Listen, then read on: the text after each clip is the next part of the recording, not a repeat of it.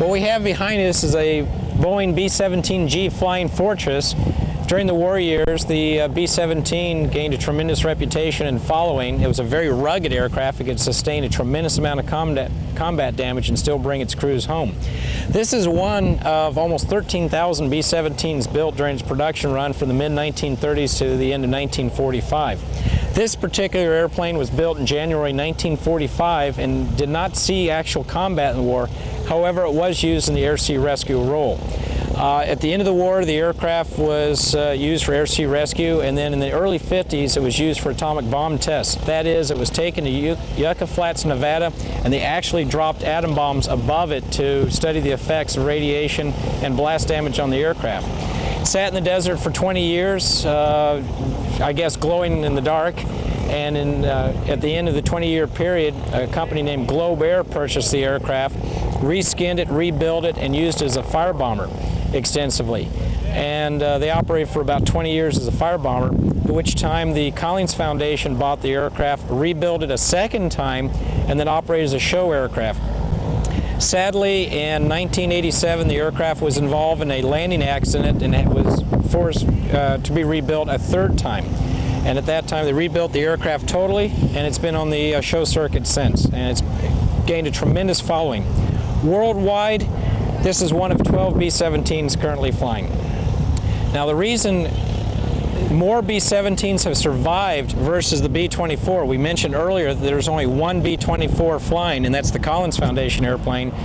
We have 12 flying B-17s in the world. Most of those survived as fire bombers, be used for the different outfits that hauled the slurry or the fire retardants and the fire attack role.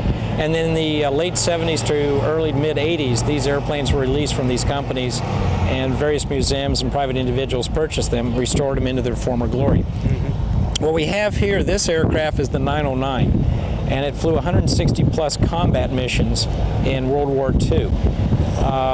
It's restored as the 909. The original 909 was brought back in 1945 and sadly met its fate at the graveyard in Kingman, Arizona, was broken up for scrap.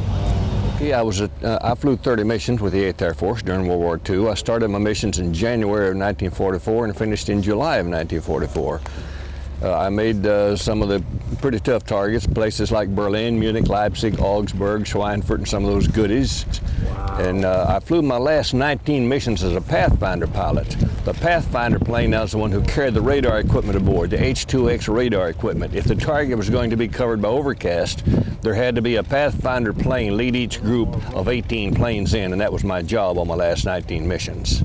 Right, okay. And what is that, how do you do that? I mean, well, the Pathfinder, we took the ball turret out of the B-17 and put the radar dome, that's the camera works, we put that in that position. Yep. And then there had to be a special operator for that.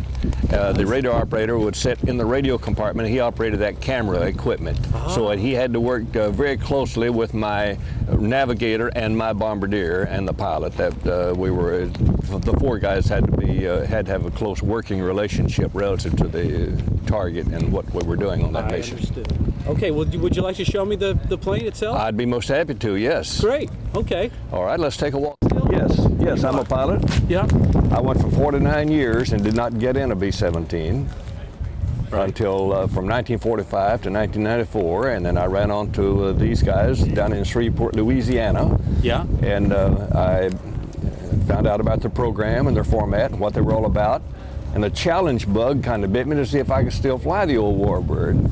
So they threw a challenge out there to me and wanted me to fly with them. And I went up and flew a time or two with them, and they said, hey, you can still fly this thing. Why don't you get current with the FAA and start flying with us? Oh, wow. So I did that, and I became one of the plane sponsors of the B-17. Yep. I live in Oklahoma. You do, yeah. And I'm one of the plane sponsors and one of the pilots, and my wife goes out on tour with me, and she is in charge of working up the flights when she's out here. We go out about once a month. Mm-hmm. We live down in southern Oklahoma. Yeah, what's that like? We operate a roller skating rink. We've been in that business for 28 years, for 38 years, since 1959. Wow!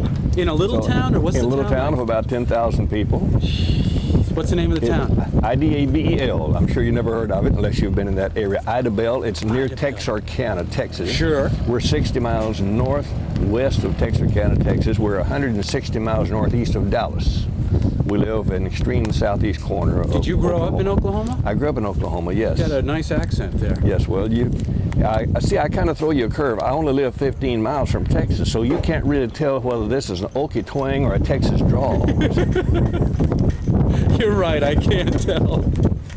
All right, Carl, this is great. Okay. You ready to go aboard? Sure am. All right. Let's go. You want to follow me? Sure.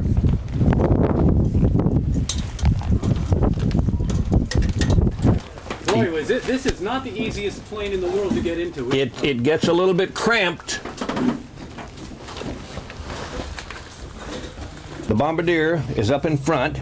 Yeah. He sits in the seat and he mans that turret, the chin turret, and also he can fire either one of those single side guns, or the navigator sits at the table there on the left and he can man either one of the side guns. Okay. He does not operate the chin turret. Now, how dangerous was this? This looks like a real dangerous Very, situation. very dangerous.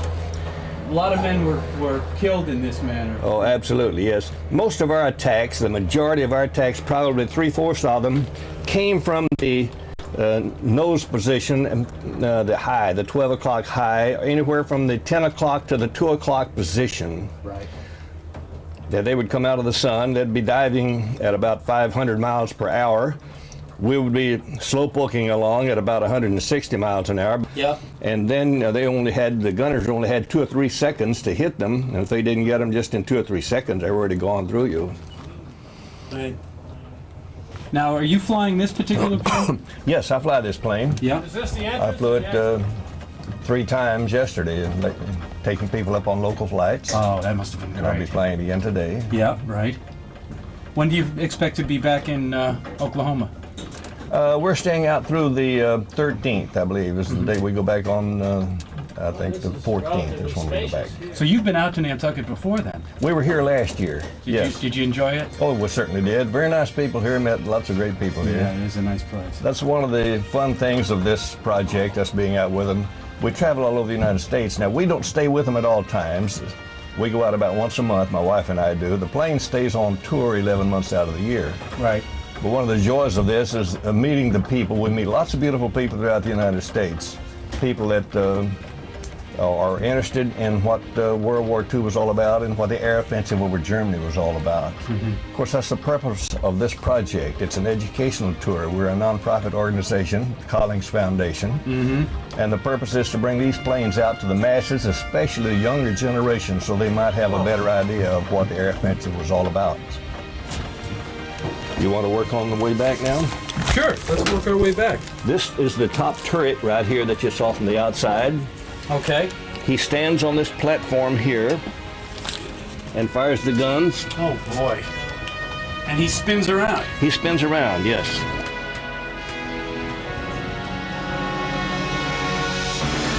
Now what's this area for then? All right, now this is where the ball turret gunner, when he rotates his guns down, straight down, that brings the door, the opening up into right here, and he gets in at this point right here.